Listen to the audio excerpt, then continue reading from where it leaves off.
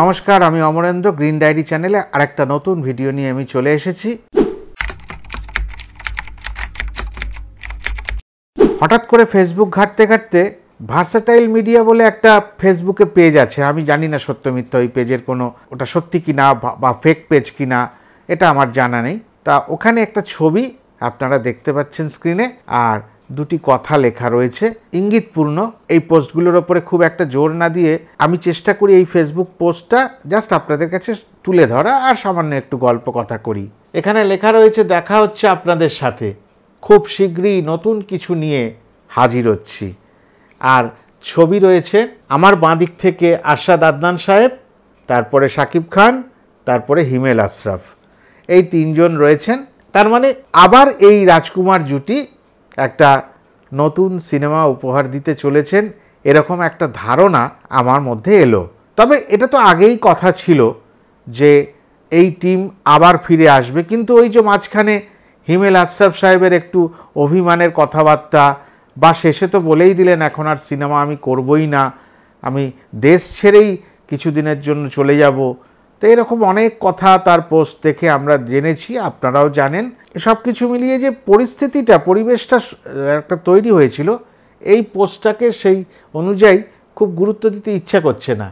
কিন্তু এই পোস্টটা বেশিক্ষণ আগে না, হঠাৎ করেই দেখলাম, আমার চোখে পড়লো, তাই ভাবলাম যে না, হতে যদি সত্যি হয় তাহলে দুটো কথা বলে রাখি। তবে আবার একটি ইন্টারভিউর কথা বলেছিলাম না, যেখানে আরশাদ আদনান সাহেব বারবার বলছিলেন আমাদের অনেকগুলো সিনেমা আসছে, আমি বছরে অন্তত 3টে করে সিনেমা করব, যার মধ্যে 2টো সিনেমা অন্তত শাকিব খানকে নিয়ে থাকবে। একটা তো ঈদের সময় আর আরেকটা তো কুরবানি ঈদের সময়, এরকম সময় রিলিজ হবে। আর একটা অন্য কাউকে নিয়ে সিনেমা করলাম বা অন্য মাত্রার সিনেমা করলাম, এরকম অনেক কথা উনি বলেছিলেন ইন্টারভিউটায়। আর পাশাপাশি হিমেল আশরাফ সাহেব এও বলেছিলেন আবার আমি ফিরে এসে নতুন রকম সিনেমা করব, তবে ভিন্ন ধর্মী সিনেমা হবে, সেখানে আশা রাখবো। এবং সেটা বিভিন্ন কথাবার্তায় উঠে এসছে যে ওই নায়িকা মরে যাওয়া, নায়ক মরে যাওয়া, সেটা যেন না হয় রিপিটেশন। কেননা ওই একটি জায়গায় আমার মনে হলো প্রিয়তমাতে মেনে নিয়েছিল যে শেষে একজনের মৃত্যু, কিন্তু এখানে একেবারেই দর্শক মেনে নিতে পারেননি। সেটা একেবারে অল্প বয়সের যে দর্শকটি হল থেকে সিনেমা দেখে বেরিয়েছেন তিনিও বলেছেন, আর একেবারে বয়স্ক মানুষটাও একই কথা বলেছেন। এটা আমরা পাবলিক রিয়াকশানে পেয়ে গেছি। তাহলে একটা অন্য মাত্রার সিনেমা হবে, তলায় অনেকে অনেক কিছু শুভেচ্ছা বার্তা দিয়েছেন এবং এই পোস্টার তলায় এরকমও লিখেছেন, এবার কিন্তু অন্য রকম সিনেমা বানাইয়েন, ওই কাউরে মাইরা ফেলায়েন না, হ্যাঁ, সিনেমার মধ্যে যেন মারামারি থাকে, মশলা থাকে, হ্যাঁ, নাচ গান থাকে, এইরকম কইরেন না, কাউরে মাইরা ফেলায়েন না, বারবার করে সবাই লিখেছেন। তা ওই গল্প যদি সেরকম কিছু বলে, সেরকম তাদের ভাবনা, তারা তো সিনেমা বানাবেন। কিন্তু এই ছবিটা দেখে এবং এই পোস্টটা দেখে আমার মনে হলো একটু আপনাদের সঙ্গে শেয়ার করি, ভালো লাগে। এনারা তো একটা আজও মানে 1.5 মাস পরে, এটা সবথেকে বড় কথা, রাজকুমার চলছে কিন্তু সগৌরবে চলছে। সত্যি কথা, এখন যা সিনারিও বাংলা সিনেমার, বিশেষ করে কেন যে কোনো সিনেমায় 1.5 মাস চলা মানে অনেক বড় ব্যাপার। কেননা হয়তো সিঙ্গেল স্ক্রিনগুলোতে আর নেই, কিন্তু আমি তো বাংলাদেশ থেকে সব খবরাখবর পাই না, কিন্তু কিছু কিছু জায়গায় রয়েছে সিনেপ্লেক্স, স্টার সিনেপ্লেক্স যেটা বলে, আপনারা যেখানে বিশেষ করে দেখেন অন্য মাত্রার সিনেমাগুলো বেশি চলে, সেখানে আজও অবধি কিন্তু রাজকুমার চলছে। এবং ওই সগৌরবে কথাটার মানে হচ্ছে যে ওই 2-4 জন দর্শক না, হাউসফুল হচ্ছে মাঝে মাঝেই ছুটির দিনগুলোতে। তা এখনও যখন সেটা চলছে, তখন তার প্রতি ভালোবাসা আমাদের কমে যায়নি।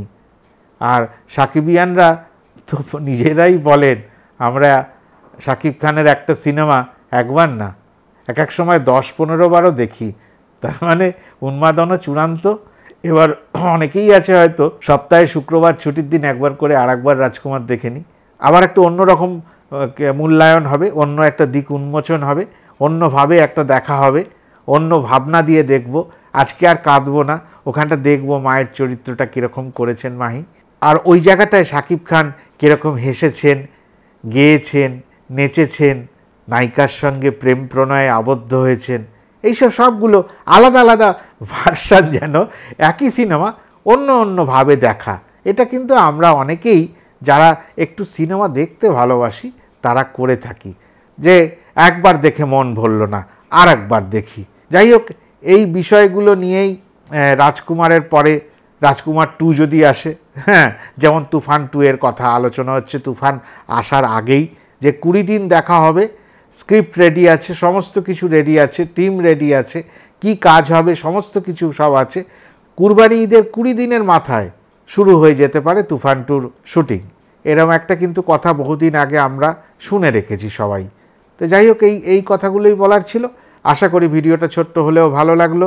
সবাই ভালো থাকবেন, লাইক কমেন্ট শেয়ার করে দেবেন, আর যদি চ্যানেলটা সাবস্ক্রাইব করা না থাকে দয়া করে সাবস্ক্রাইব করে নেবেন।